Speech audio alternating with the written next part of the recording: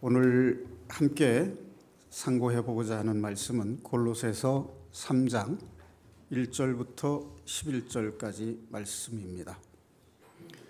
한 절씩 교독을 하겠습니다. 제가 먼저 1절부터 봉독하겠습니다. 그러므로 너희가 그리스도와 함께 다시 살리심을 받았으면 위의 것을 찾으라. 거기는 그리스도께서 하나님 우편에 앉아 계시느니라.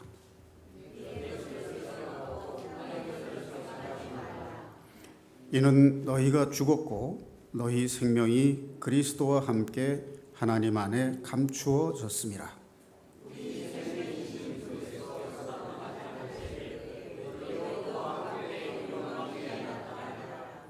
그러므로 땅에 있는 지체를 죽이라. 곧 음란과 부정과 사욕과 악한 정욕과 탐심이니 탐심은 우상 숭배니라.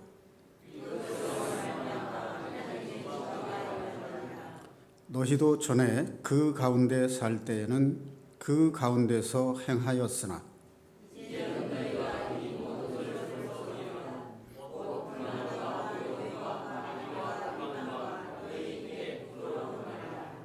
너희가 서로 거짓말을 하지 말라. 옛사람과 그 행위를 벗어버리고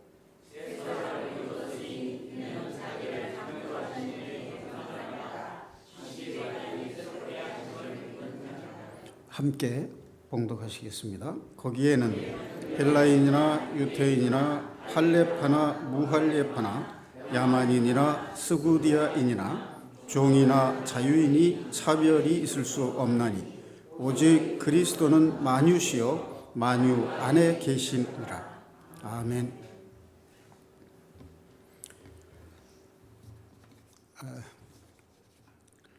요즘 언론에 보도되는 말을 보면은 4차 산업혁명이라는 말이 많이 올라옵니다. 우리 일반 시민들은 별 관심 없이 보기도 합니다만은 이것이 산업혁명을 일으킨 것이란 뜻에서 네 번째 산업혁명이다 이렇게 말을 합니다. 여러분 플랫폼이라는 말 아시죠?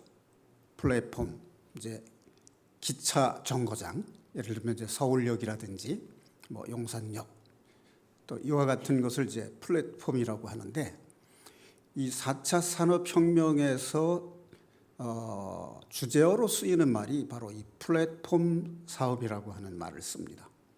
이 플랫폼이라는 말은 많은 사람들이 차를 타고 이동하기 위해서 모이는 곳이고 또 그곳으로 온 사람들이 다시 몰려오고 또 몰려가는 그런 정거장 역할을 하는 사업이다. 그래서 플랫폼 사업이라고 말을 합니다. 예를 들면 이제 우리나라에서는 네이버라든가 카카오라고 하는 플랫폼 사업이 있습니다. 각계각층의 다양한 지식을 검색함으로써 소비자들에게 정보를 제공하고 그 정보를 필요로 하는 사람들이 그 검색을 함으로써 광고 효과를 가져오고 부수적인 수입을 거두는, 지금 네이버라고 하는 그 회사는 아마 주가가 한 70만 원 정도 될 겁니다. 저는 요즘은 살펴보지 않아서 잘은 모르겠습니다만은 하여튼 제가 얘기하고자 하는 것은 상당히 주식 가치가 높은 회사로 성장했다는 뜻이에요.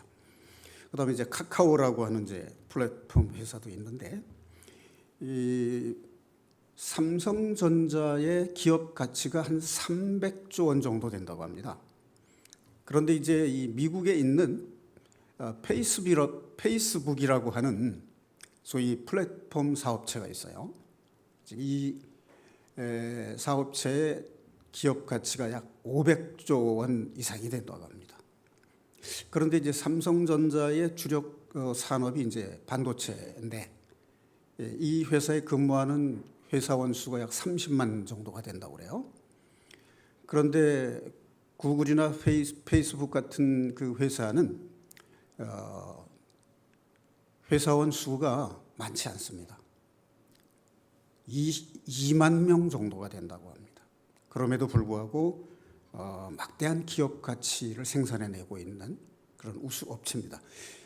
요즘에 그 중국의 알리바바라고 하는 이제 사업체가 있는데 이 업체도 역시 네트워크 사업을 하고 있거든요. 그러니까 건강이라든지 미용이라든지 하는 이제 생활 필수품을 좋은 품질의 제품을 소비자들에게 직접 거래하게 함으로써 이 생산자와 소비자가 직접 만나서 거래를 하기 때문에 좋은 품질의 제품을 값싸게 구입해서 소비자들에게 이제 편의와 이익을 제공하는 그런 사업이에요. 이것도 네트워크 사업이라고 하는데 바로 네트워크 사업이 4차 산업혁명인 플랫폼 사업에 해당이 되는 겁니다. 혹시 여러 형제 자매님들 가운데서도 이 플랫폼 사업에 진출할 수 있습니다. 예를 들면 농산물 직거래장, 이것도 플랫폼 사업입니다. 그러니까 생산자들이 생산한 농산품 중에 품질이 좋은 제품을 인터넷망을 네트워크를 통해서 소비자들에게 값싸게 제공하는 이런 사업입니다. 자, 그런데 이제 제가 가능성에 대한 예를 들기 위해서 또 다른 예를 한두 개 들어보겠습니다. 예를 들면 요즘 그 TV에 광고하는 거 보면은 그 방을 구하는 사람들이 있잖아요. 요즘에 이제 1인 세대 단독 세대들이 많다 보니까 오피스텔이라든가 원룸이라든가 이런 것을 구하는 일이 쉽지 않아요.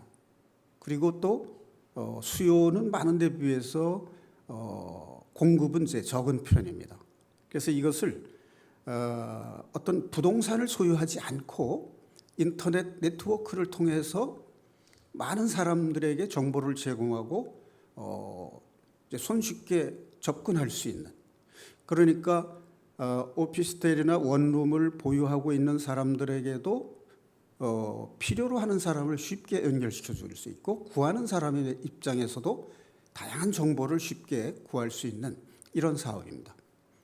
그런가 하면 이제 뭐 호텔스.com 그래가지고 이제 여행객들이 이제 모르는 외국에 여행 갈 때도 인터넷으로 미리 값싸게 정보를 얻어서 살펴보고 또 예약을 할 수 있는 이런 것도 이제 플랫폼 사업입니다. 자, 요즘에 이제 산업이 발달해서 경제적으로도 좀 넉넉해지고 하다 보니까 사람들이 주로 관심을 갖는 것이 뭐냐면 건강하게 오래 살고 싶은 거죠. 이제 건강하게 오래 살려면 또 아름다움을 가꾸어야 돼요. 그래서 이 네트워크 사업의 주력 상품이 주로 건강을 위한 제품하고 미용을 위한 제품이 중심 품목을 이루고 있습니다.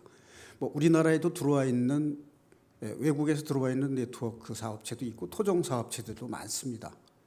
그것이 한 1000여 개 정도가 지금 성업을 하고 있는데 그 수익을 올리는 네트워크 업체들도 상당수가 있습니다.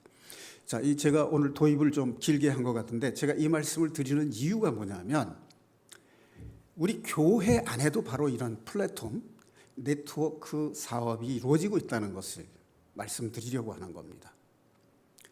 자, 그것이 뭐냐면 형제 자매님들, 성도님들은 말씀을 듣고 싶어서 교회에 나옵니다. 그렇죠? 그런가 하면은 이 교회는 하나님의 말씀인 진리의 말씀인 이 성경의 말씀을 정보로 제공하는 곳입니다. 사람들이 많이 모여들고 또 교제를 하고 또 헤어지는 그런 곳이에요. 그러면 이제 이 교회 안에서 이루어지는 이 플랫폼 사업의 소위 제품, 상품에 해당하는 것이 뭐냐면 성경 말씀이에요. 그런데 이 성경 말씀은 정말 완벽하고 절대적인 제품입니다. 그 이상 더 좋은 상품을 만들어낼 수 없는 절대 제품이에요. 그런데 어떤 네트워크 사업도 저렴한 가격이 있지만 이 말씀이라고 하는 완전한 절대 상품은 무료라는 겁니다. 그야말로 완벽한 플랫폼 사업의 훌륭한 제품이다, 그런 말씀입니다. 자, 이 사업에 우리도 뛰어들어야 되지 않겠습니까?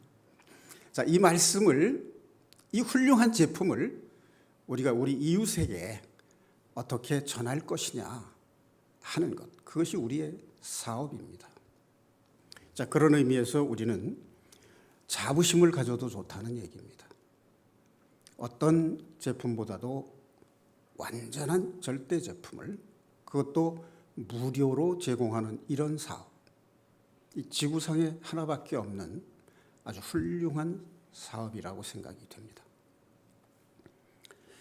자, 그런데 오늘 제가 말씀드리려고 하는 주제가 뭐냐면, 하나님의 지혜를 우리 삶에 적용을 하고 우리가 그 삶의 지혜로 새롭게 변화된 삶을 살아야 되는데, 이 좋은 제품과 좋은 상품을 가지고 변화된 삶을 사는 데 있어서 우리가 균형 감각과 절제됨이 있어야 된다는 것을 말씀드리고 싶은 겁니다. 자, 예를 들어서요, 우리가 이제 얼굴이 이제 아름다운 사람이 있지 않습니까?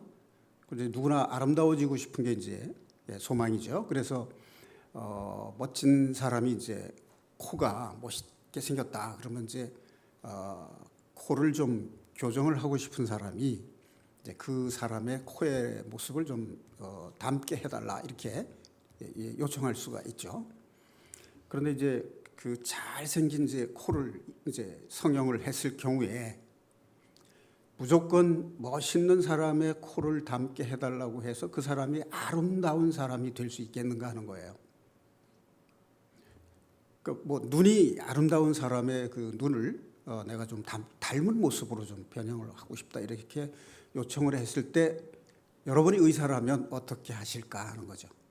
그러니까 주문한 대로 그 시술을 해 주는 것이 옳은 것이냐, 아니면 그 사람의 얼굴 생김새와 균형과 조화를 이루는 시술을 해 주는 게 더 좋은 것이냐 하는 거죠.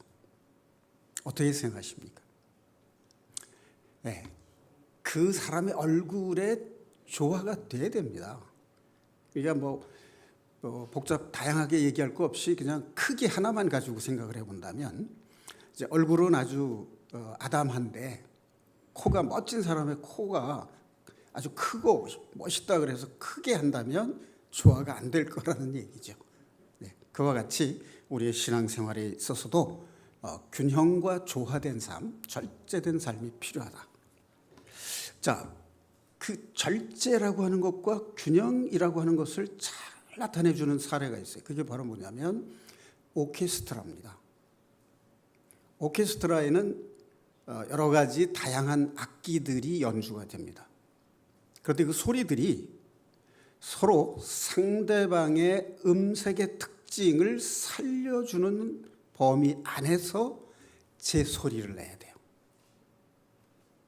그것이 바로 뭐냐면 전체적인 균형과 조화가 이루어지는 것이고, 다른 악기 소리도 들리게끔 자기 소리를 조절하는 것이 절제입니다.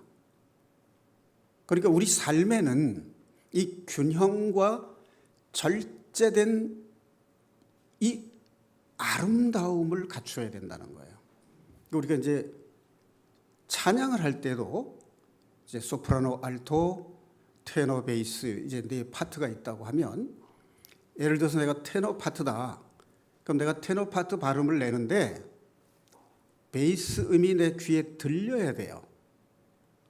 베이스 음이 내 귀에 들리지 않을 정도로 테너 소리만 크게 낸다 그러면 그것은 조화를 이루지 못하는 찬양이 됩니다. 다시 말하면 절제돼야 된다라고 하는 거죠. 저는 뭐 노래를 잘 부르진 못합니다만은 이론상으로는 그렇다고 그래요. 그 음자리가 이제 높은 음이 있잖아요. 그 고음을 낼 때 보통 사람들은 에너지를 이제 최대한으로 발성을 합니다. 올려서 소리를 내요.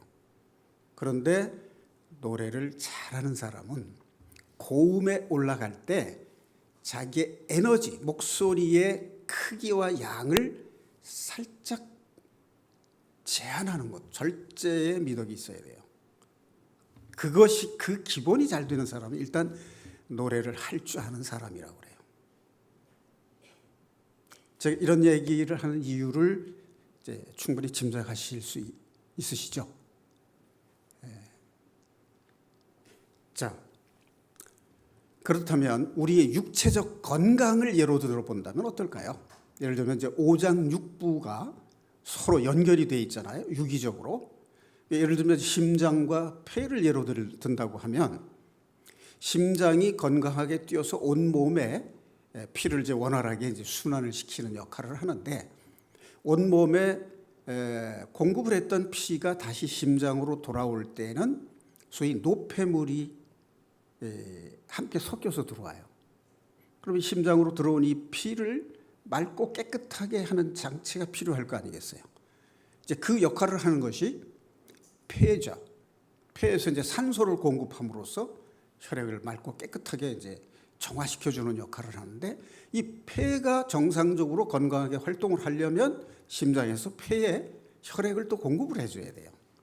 그래서 이제 오장육부가 서로 유기적으로 연결이 되어 있습니다. 마치 교회에 여러 지체들이 있어서 그 지체와 지체들이 유기적으로 연결이 돼서 원활하게 협동 관계를 이루어야만 건강한 교회 운영이 되는 것과 같습니다. 그러니까 심장이 너무 강하게 뛰면 전체적으로 건강에 이상이 올 수 있다는 얘기죠. 자, 그다음에 이걸 조금 더 확산을 시켜서 생각을 해본다면 영혼과 육체 사이에도 균형과 조화가 있어야 됩니다. 예를 들어서 자라나는 어린아이들이 몸은 빨리 성숙하게 성장을 했는데 정신이나 영혼이 성장 속도가 늦다 그러면 이게 이제 문제가 되잖아요. 그런가 하면 지적 성장과 그 영혼의 성장은 빠른데 이 신체적인 성장이 잘 안 된다. 그러면 이게 또 육체와 영혼의 건강 정도가 조화가 안 돼서 부모의 입장에서는 이제 걱정이 되는 거죠. 이게 어린 아이들 보면 몸이 나이에 비해서 작고 여위였는데 한쪽에 가만히 조용히 앉아서 다른 애들은 막 건강하게 뛰어노는데 조용히 앉아가지고 어린 아이가 사색에 잠겨 있는 아이가 있어요. 그 아이를 보면은 아주 그 나이 또래 어린 아이들이 생각할 수 없는 깊은 생각을 해내는데 육체적으로는 건강하지 못하단 말이에요. 이게 자라나는 아이들에게는 육체와 영혼이 조화 있게 성장을 해야 돼요. 그래서 자식을 사랑하는 나머지 너무 좋은 음식을 많이 먹여서 몸만 빨리 성장하게 하는 것도 좋지 않다는 거예요. 건강하게 적당히 먹고 또 지적인 훈련도 적당히 잘 할 수 있어서 건전한 인간으로 성장을 해나가야 바람직하다. 이제 그런 말씀을 드립니다. 자, 어떤 시인이 한 말이겠죠. 땅에는 꽃이 있고 하늘에는 별이 있으며 사람들의 마음 속에는 무엇이 있다고요? 네, 사랑이 있다. 자, 그 세 가지를 한데 놓고 보세요. 땅에는 꽃이 있고 하늘에는 별이 있으며 내 마음에는 사랑이 있다. 참 멋진 대사 같죠?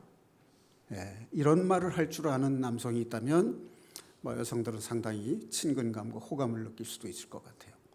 자, 이거 입장을 반대로 바꿔서 말해도 그럴 것 같습니다. 자, 이것이 이제 조화된 아름다움의 한 예라고 볼 수 있어요. 자, 사람을 가장 아름답게 하는 것이 그러면 뭐라는 얘기가 될까요? 사랑이라는 얘기가 되죠. 꽃보다 사람이 더 아름답다면서요. 근데 사람 마음속엔 사랑이 있어서 조화된 아름다움을 보여준다는 거 아니에요? 자, 그런데 이 사랑에도 바로 균형과 절제가 있어야 된다는 겁니다. 나는 상대방을 사랑하는데 상대방은 나를 좋아하지 않는다 하면 이게 이제 균형이 안 맞는 거잖아요. 이거 괴롭죠. 짝사랑 괴롭습니다. 그런데 입장을 반대로 바꿔서 상대방이 나를 사랑하는데 나는 그 사람이 좋질 않아요. 이게 더 괴로운가요? 아니면 내가 짝사랑하는데 상대방이 몰라주는 게 더 괴로운가요? 여러분 경험해 보시니까 어떻든가요? 예, 저는 두 가지를 동시에 경험해 봤는데 엄청 괴롭더라고요. 근데 나를 좋아해 주는데 내가 싫은 게 더 괴롭던데요. 이게 어떻게 적절히 마음 상처를 주지 않고 이렇게 할 수 있는 방법을 잘 모르기 때문에 더 괴롭더라고요. 자, 자식 사랑도 내 자식 사랑한다고 남의 자식에게 상처 준다고 하면 이 사랑은 절제되지 못한 사랑이라는 얘기가 되죠. 예. 자, 이런 거 한번 생각해 보세요. 여기 이제 두 사람이 있어요. 이제 하나는 A라는 사람과 B라는 사람이 있는데 내가 성향이 A라는 사람하고 참 비슷하게 닮았어. 근데 이 사람이 하는 게 이제 그 호감이 가요. 그래서 이 사람에게 이제 좋다는 표현을 해주는 것이 인간 사이에 이제 교제잖아요. 근데 이 사람에게 좋다는 말을 표현하면 이 사람 좋아해요. 근데 이 사람을 너무 정도 이상으로 축혀 올리면 이 B라는 사람의 심정은 어떨까요? 상처를 받는 거예요. 이게 바로 절제가 필요하다는 것입니다. 여러분 이런 거 경험하잖아요. 내가 좀 싫어하고 미워하는 사람이 있어요. 근데 내 친구가 나하고 친하게 지내고 싶은 사람이 그 사람을 굉장히 칭찬을 한다고 한번 가정해봐요. 갑자기 섭섭해져요. 나하고도 친한 줄 알았는데 칭찬하는 거 보니까 저 사람하고 더 친한 것 같아. 이게 서운해진단 말이에요. 그래서 이게 균형과 절제가 필요하다는 거예요. 사랑해도. 이해 가시죠? 네. 자, 그럼 오늘 본문 골로새 3장 1절 말씀부터 좀 살펴보겠습니다. 골로새서라고 하는 것은 바울 사도가 로마 감옥에 있을 때 옥중에서 쓴 서신이라고 해서 이제 옥중 서신이라고 합니다. 에베소서와 이제 빌립보서 그리고 골로새서와 빌레몬서 이 네 편이 이제 옥중 서신에 해당되는데 그 중에 에베소서는 교회론이 중심이 되어 있어요. 교회가 무엇이냐 하는 것을 이제 중심으로 되어 있는데 골로새서는 기독론이 중심이 된 서신입니다. 이 기독론이라는 건 뭐냐면 기독은 기독교 할 때 그 기독은 예수 그리스도를 가리키는 거예요. 그러니까 예수 그리스도는 완벽한 신성과 완벽한 인성을 가지신 분으로서 우리들을 죄에서 구원하실 뿐만 아니라 영원한 하늘나라로 인도할 중보자라고 하는 것을 믿는 믿음이에요. 이것을 강조한 서신이 이제 골로새서인데 왜 이런 교리를 강조하게 됐는가 하면 에바브라디도라고 하는 이 사역자가 개척한 교회가 이제 골로새 교회예요. 이 골로새 교회는 바울 사도가 직접 전도해서 개척한 교회는 아닙니다.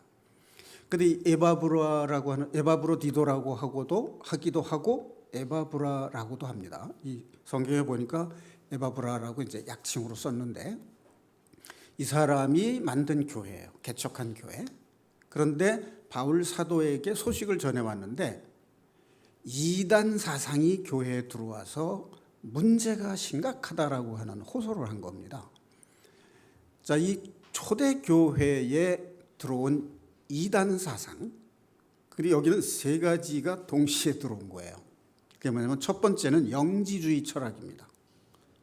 여러분 영지주의에 대해서는 뭐 들어보셨을 텐데 예수님이 육체로 오신 것을 부인하는 사조입니다. 그리고 이것은 신앙이라기보다는 철학이라고 하는 게 옳아요. 몇 가지의 철학 사상을 합해서 예수님은 성육신해서 오신 분이 아니라는 거죠. 그래서 이제 이들의 특징이 뭐로 나타나냐면 어차피 인간의 육신은 죄의 덩어리라는 거예요. 그래서 영혼만 구원을 받으면 되고 육신의 욕망대로 살아도 좋다. 이제 이런 생각을 가르친 사람들이에요. 이제 이렇기 때문에 성경에 비추어 볼 때 이것은 이제 이단입니다. 여러분 아시겠지만 영혼과 육체를 분리시키면 사람이 생존할 수 있습니까? 생존할 수 없는 거죠. 그래서 영혼과 육체는 분리될 수 없는 거예요. 인간을 이해하기 위해서 구조상 그렇다라는 것이지 분리되면 이미 인간이 아닌 거죠. 자, 말하자면 이런 거예요. 어떤 사람이 이제 그 빵을 훔쳤다. 그럼 이제 도둑질이잖아요. 배가 고파서 그랬다 하더라도 이것은 남의 물건을 훔치면 도둑질이에요. 그런데 영지주의자들의 주장을 간략하게 간단하게 비유한다면 손이 빵을 훔쳤지 내 영혼이 훔친 게 아니라는 거예요. 이런 말이 성립이 됩니까? 손이 가서 빵을 훔쳤다라고 한다면 이 육체의 주인인 영혼이 본질적으로 죄의 주인이 되는 거죠. 주체가 되는 거죠. 그래서 이런 사상은 배격돼야 된다는 거예요. 자, 그다음에 이제 두 번째 여기에 들어온 것이 이제 유대 율법주의입니다.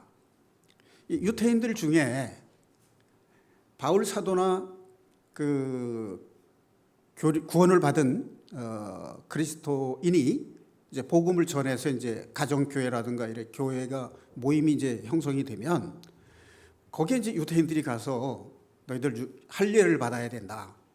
또 율법을 지켜야 된다. 이제 이런 식으로 주장을 하는 겁니다. 믿음으로 구원을 받았어도 율법을 지켜야 구원이 완성된다. 이제 이런 식으로 그 유태 전통 율법을 강요하는 이런 사조가 또 있어서 바울 사도가 로마서와 갈라디아서에서 오직 믿음으로만 구원을 받고 구원을 받은 이후에도 하나님의 은혜를 믿음에 이르는 것이다라고 하는 교리를 강조하고 있죠.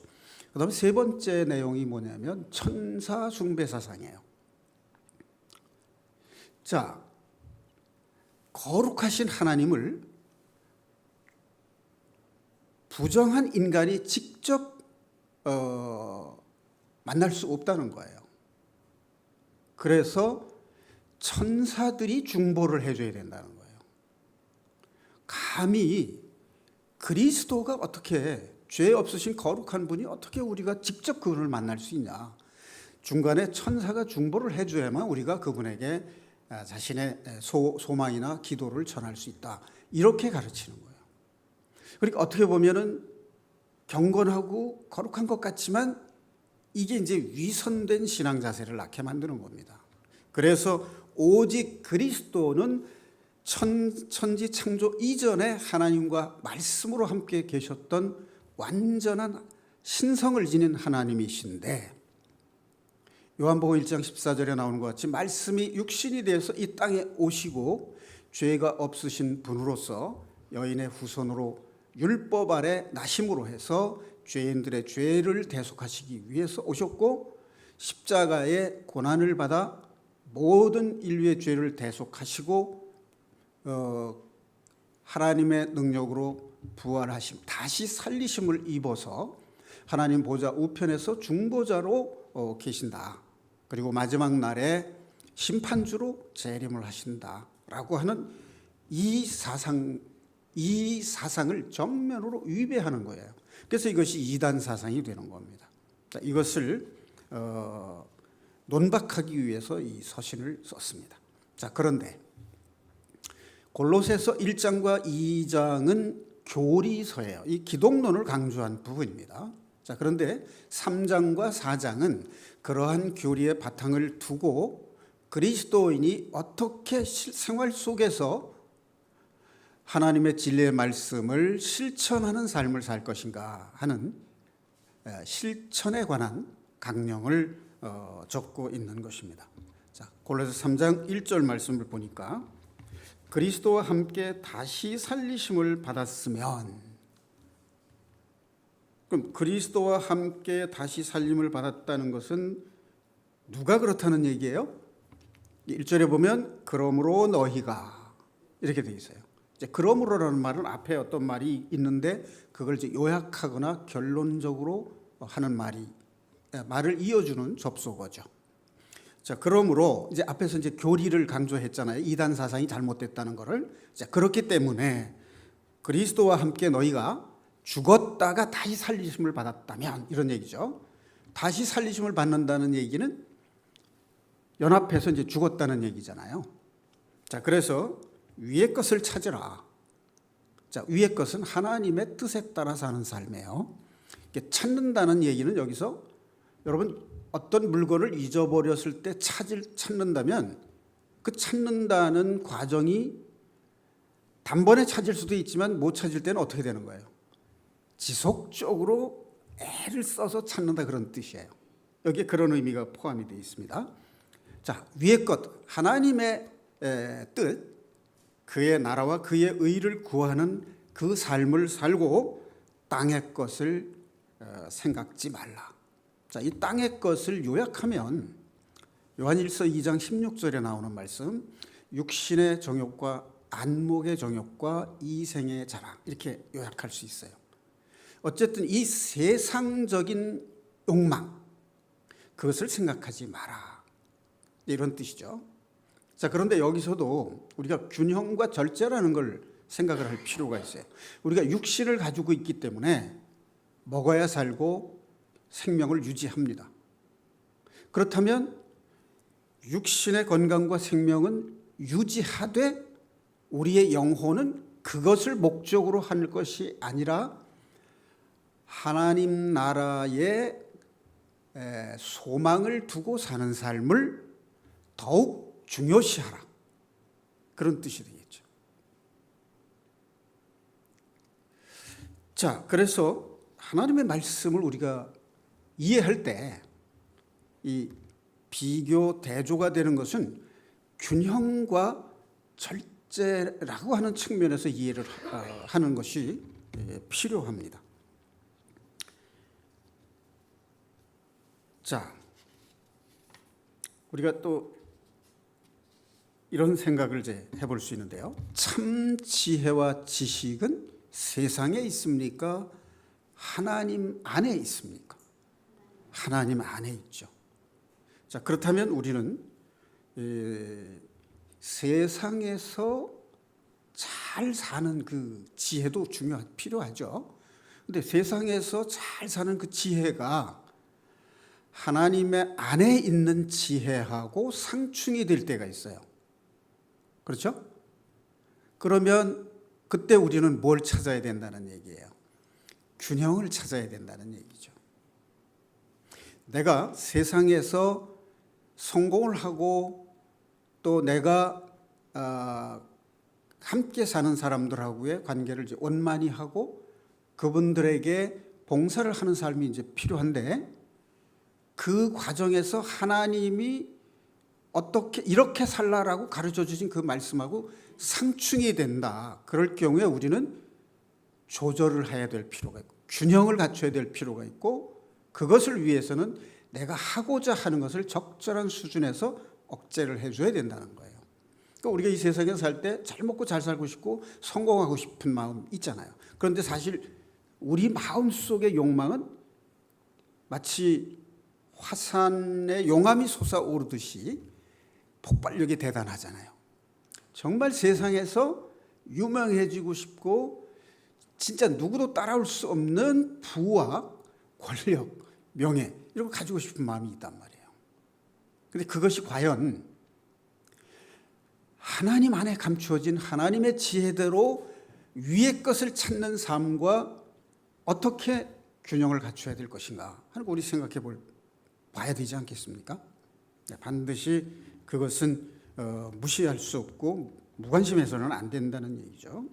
자, 그럼 이제 골로새 3장 3절부터 6절까지 말씀을 또 이어서 보겠습니다. 자, 3절, 이는 너희가 죽었고 너희 생명이 그리스도와 함께 하나님 안에 감추어졌습니다.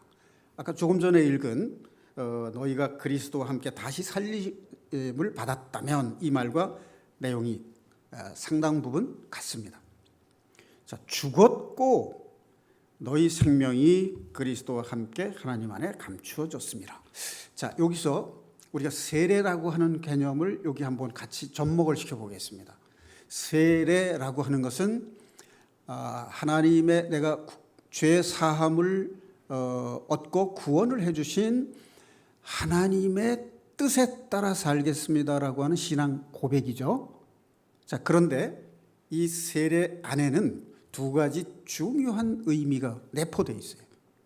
그게 뭐냐면 첫째는 그리스도와 연합됐다라고 하는 뜻이에요. 우리가 세례를 받는다는 것은 하나님께 대한 신앙 고백인데 그 신앙 고백은 무엇이냐면 내 생명과 내 삶이 그리스도와 하나가 됐다는 뜻이에요. 그 연합의 개념이 그 속에 들어가 있어요.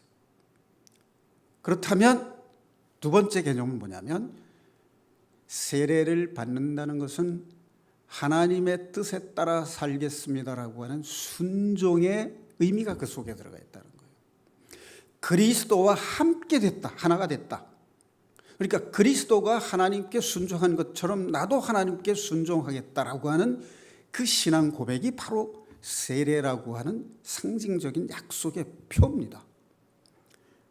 마치 아브라함이 받은 할례와 같은 것이고 예수 그리스도께서 우리에게 주신 그 믿음과 같은 성령의 세례, 우리 영혼에 받은 성령의 세례라고 하는 것은 그리스도와 연합된 삶이요 그리스도께서 하나님께 순종한 것 같은 순종의 삶을 살겠다라고 하는 의미가 그 속에 내포되어 있는 것입니다. 바로 그 의미가 너희가 죽었고 연합됐잖아요. 그리스도와 너희 생명이 그리스도와 연합돼서 그 그리스도와 함께 하나님 안에 감추어졌다.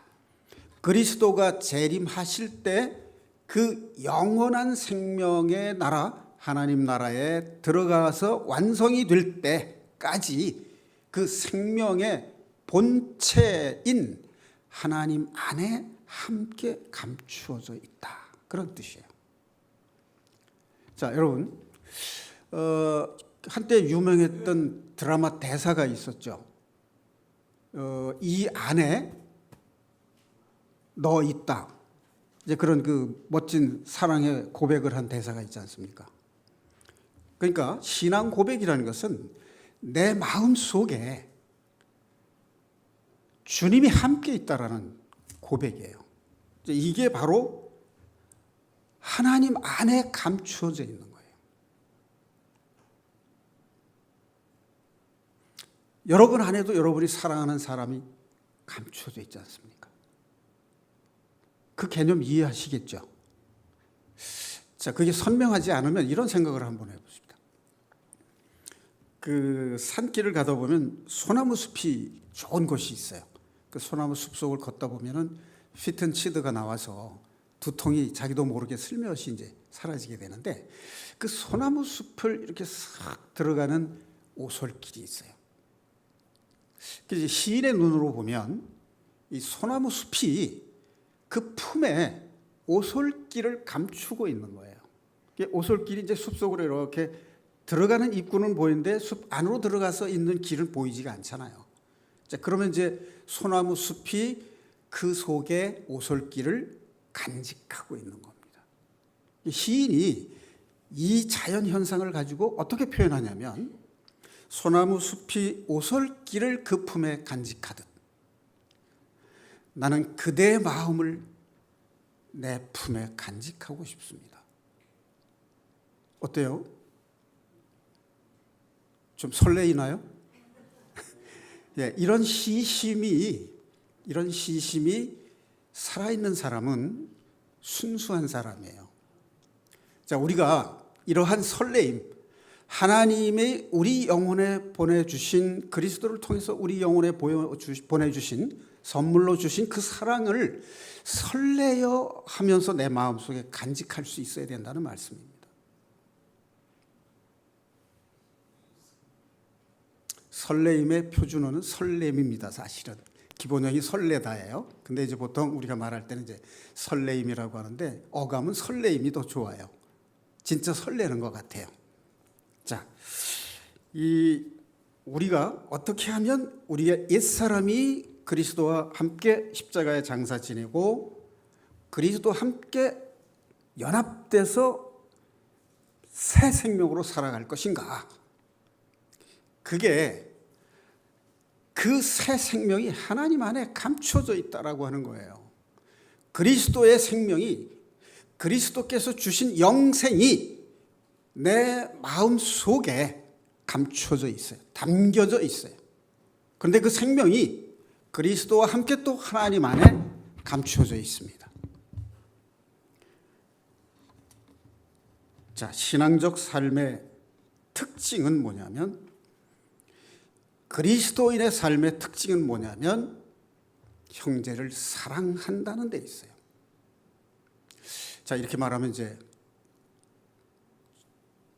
저 자신이 이제 부끄러움을 느끼죠. 사랑은 분명히 아름다운 것이고 내가 사랑을 표현해야 되고 베풀어야 되고 실천해야 되는 걸 압니다. 자, 그런데 전에도 몇 번 제가 설교 말씀을 통해서 전한 바 있습니다만은 이것이 왜 현실 속에서 잘 안 될까 고민을 해봤더니 순종하는 마음이 먼저 선행되어야 한다는 것을 알았어요. 그래서 하나님이 나를 사랑해 주신 그 사랑에 감동함으로써 내가 이제는 이렇게 나에게 큰 사랑을 베푸신 하나님께 순종하는 삶을 살아야 되겠구나. 이 순종하는 삶이 선행될 때 비로소 나는 형제를 사랑하는 이 삶을 실천할 수 있게 된다는 거죠. 자, 그러기 위해서는 옛 자아와 같은 내 마음을 절제하는 면이 있어야 된다는 거예요. 자, 형제자매 여러분, 제 마음속에 지하실을 가진 2층 집을 하나 가지고 있어요. 그림이 그려지시나요? 저는 몇 층에 살고 있을 것 같아요? 1층에 살고 있습니다.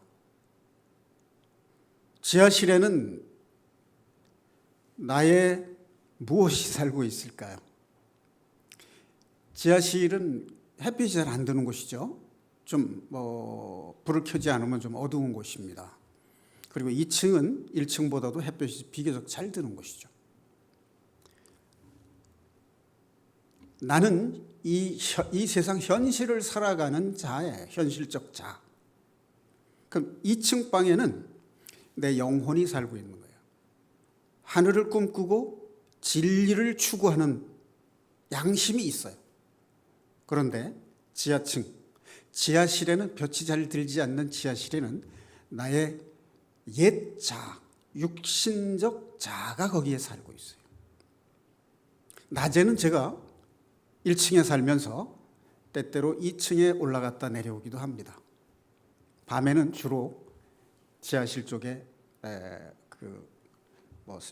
식사 준비를 하기 위해서도 가고 또 소중한 물건들을 보관을 주로 그 지하실에 주로 해둬요.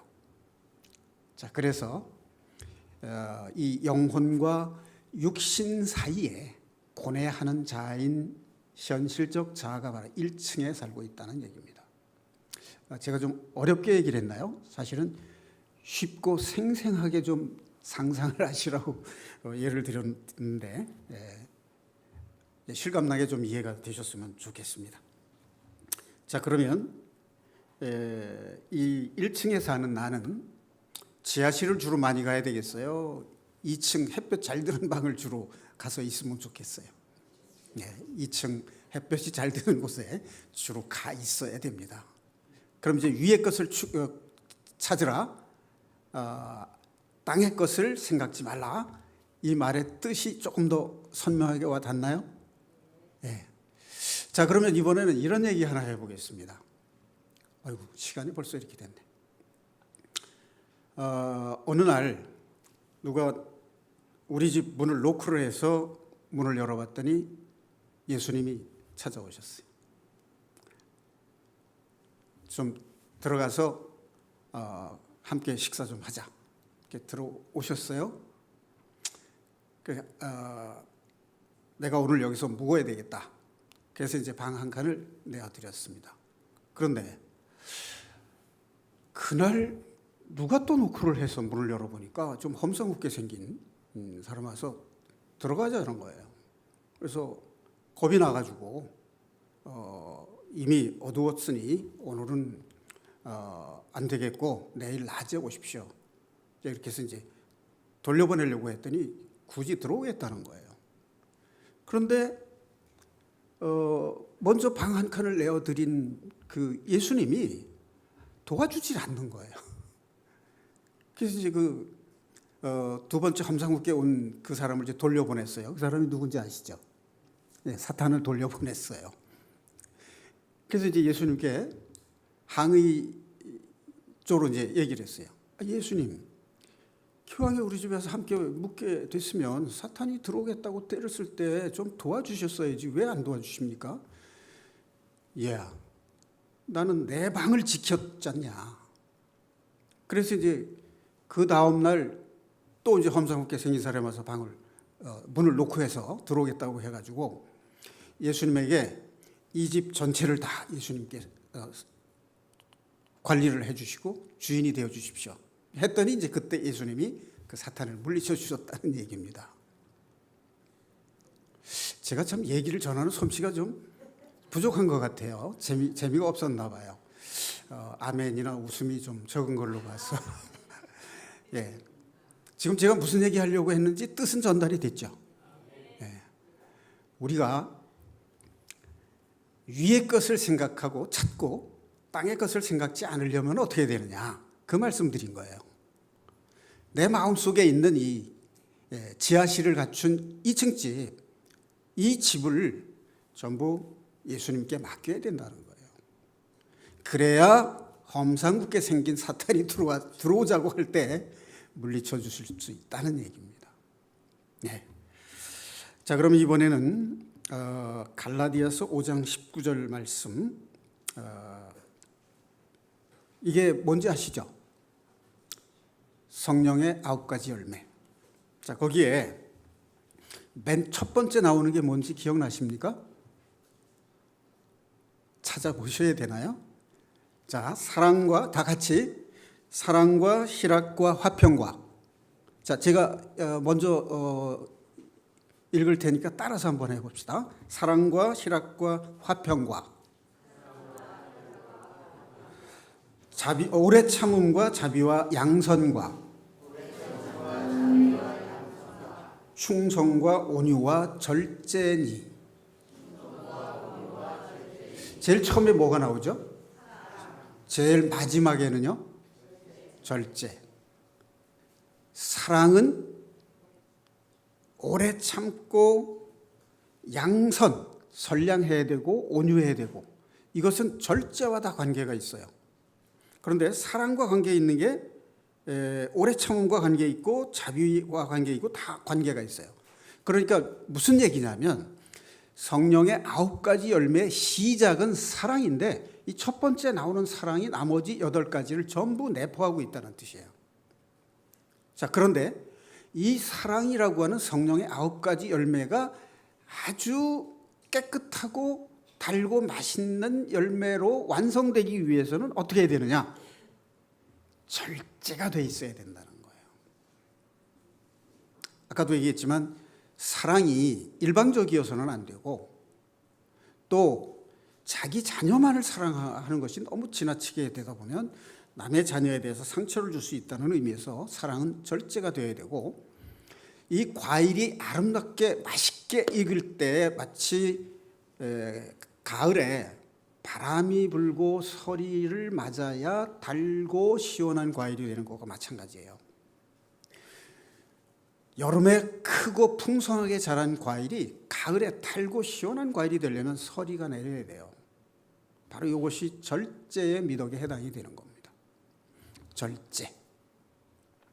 그러니까 우리는 육신적 소욕에 대한 절제를 할 줄 알아야 된다. 이제 그런 말씀을 드리고 싶은 겁니다. 자, 그 다음에 또 하나, 고린도전서 13장, 사랑장이죠. 자, 여기에 나오는 사랑에도 보면은 사랑은 오래 참고 온유하며 희귀하지 아니하며 자랑하지 아니하며 교만하지 아니하며 무례 행치 아니하며 자기 유익을 구치 아니하며 성내지 아니하며 악한 것을 생각지 아니하며 모든 것을 참으며 모든 것을 믿으며 모든 것을 바라며 모든 것을 견디느니라, 이 말이 나오는데, 고린도전서 13장에 나오는 이 사랑장은 우리가 그대로 하라라고 하는 의미도 있지만 그렇게 할 수 없다는 것을 깨달으라는 뜻이에요.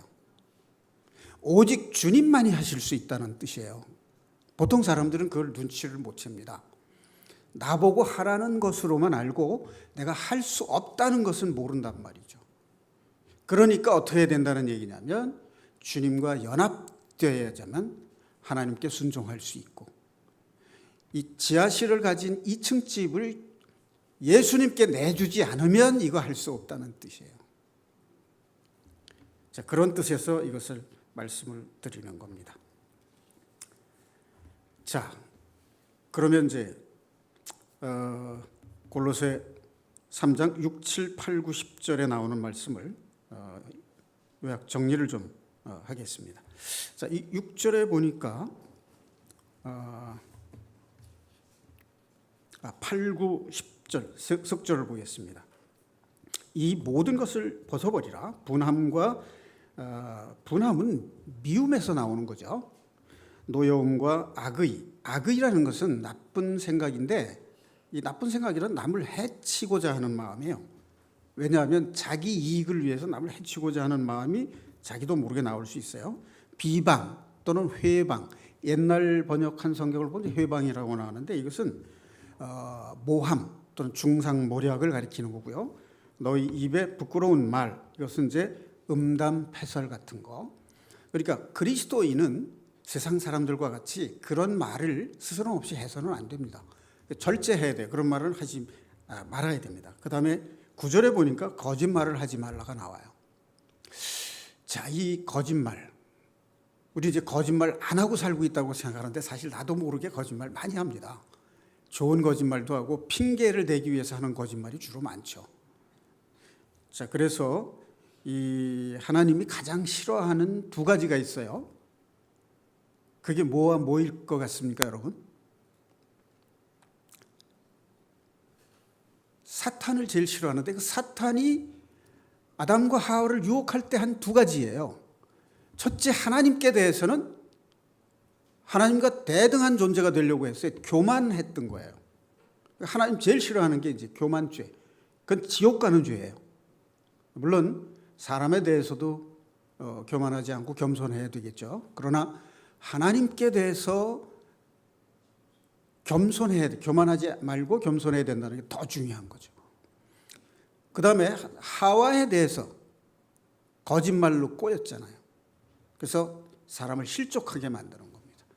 자, 그런데 이 사탄이 사람을 하나님께 반역을 하고 거역을 하고 사람을 유혹한 그 거짓말 두 가지 속성이 우리 안에 있다는 거예요, 없다는 거예요? 우리 속에 그게 있습니다. 바로 하나님이 이래서 우리를 미워하실 수밖에 없는 거예요. 그런데 우리 사람을 미워하시는 게 아니라 우리 사람 속에 있는 교만과 거짓말, 그것을 미워하시는 거예요.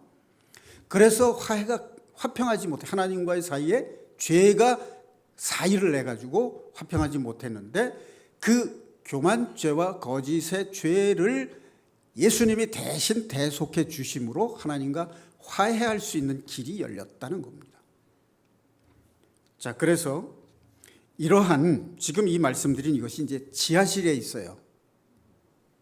옛 자아 속에 있는 속성들입니다. 자, 그런데 골로새서 3장 12절에서부터 15절까지 말씀을 보면은 신약성경 327페이지 12절부터 15절까지 말씀 좀 보겠습니다. 그러므로 너희는 하나님이 택하사 거룩하고 사랑받는 자처럼 긍휼과 자비와 겸손과 온유와 오래 참음을 옷 입고, 자, 옷 입는다는 것은 나에 있는 것이 아닌데 나를 가리워주고 감춰주는 것이죠. 이게 이제 주님의 마음이잖아요. 긍휼과 자비와 겸손과 온유와 오래 참음을 옷 입고, 그 다음 누가 누구에게 불만이 있거든 서로 용납하며 피차 용서하되 주께서 너희를 용서하신 것 같이 너희도 그리하고. 자, 이 사랑의 속성 중에 아주 중요한 속성이 바로 용서입니다. 사랑은 모든 것을 용서합니다. 아무리 큰 죄도 하나님이 우리 인간을 사랑하신 그 사랑보다 큰 죄는 없다는 거잖아요.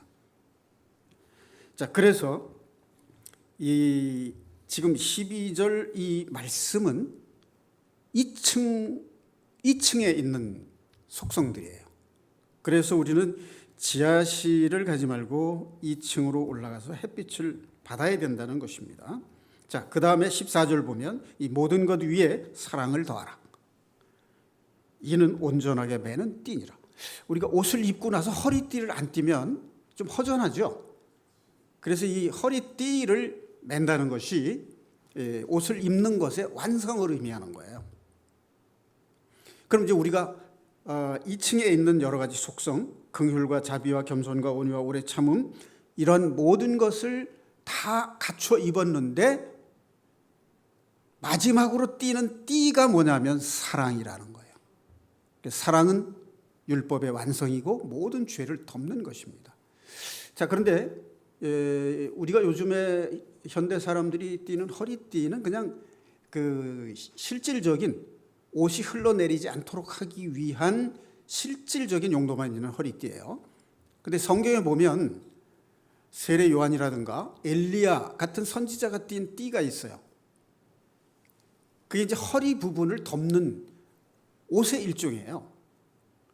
그러니까 말하자면 이제 머플러 같은 거를 이제 허리에 질끈 동이는 건데, 이 세례 요한이나 엘리야 선지자가 허리에 띈 그 덮는 띠는 경건한 삶을 의미하는 겁니다. 화려하지 않고 이런 경건한 삶을 상징하는 것이고, 보통 왕궁에 있는 왕족들이나 귀족들이 그 입는 옷에 띠는 띠는 화려한 수와 무늬를 놓은 귀한 천으로 허리를 띄어요.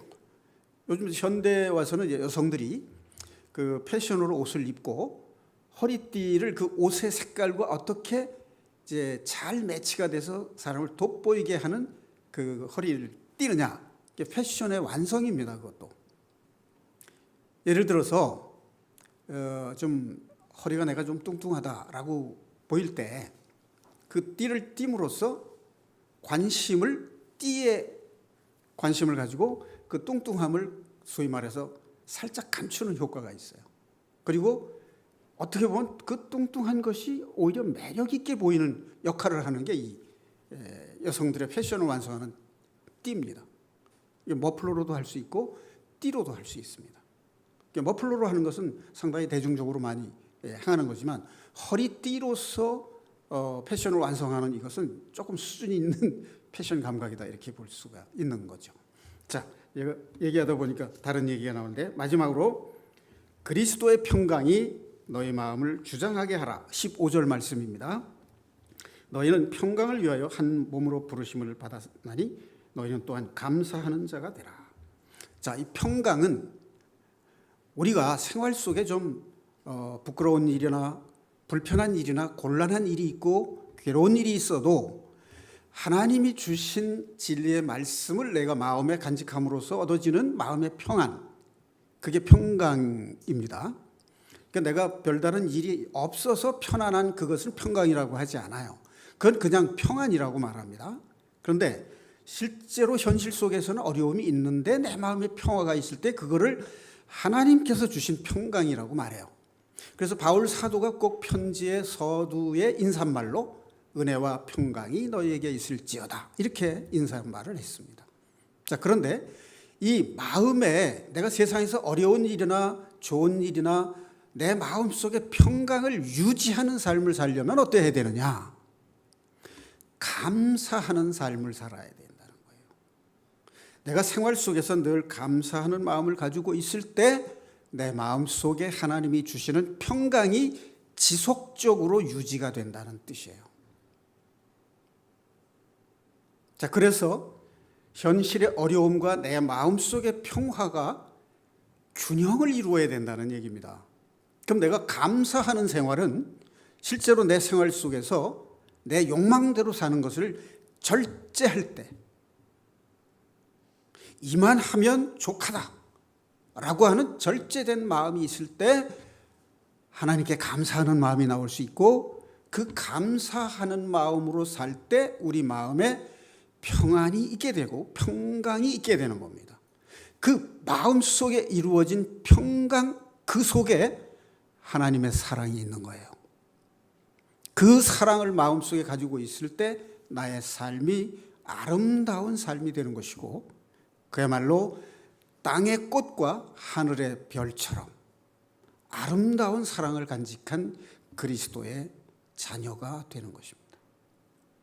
기도드리겠습니다.